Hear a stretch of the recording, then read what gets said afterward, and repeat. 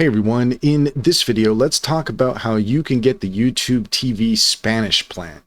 In order to do so, head over to tv.youtube.com and you can get started for $5 for 5 days for $0.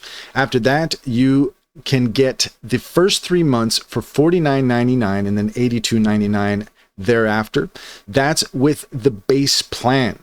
So keep in mind that this is a limited time offer, but you are going to need the base plan, and then from there you're going to need to add the Spanish plan as an add-on.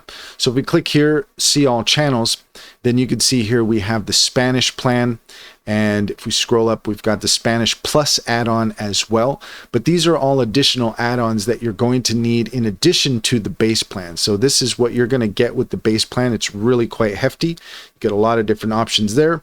But if you want the Spanish channels, then there's two options. There's the Spanish Plus, and then there's just the basic Spanish plan, and you can add those both as add-ons. And that's all there is to it. If you found this video helpful, please leave a comment and like and subscribe, and don't forget to set your notifications for more helpful tips.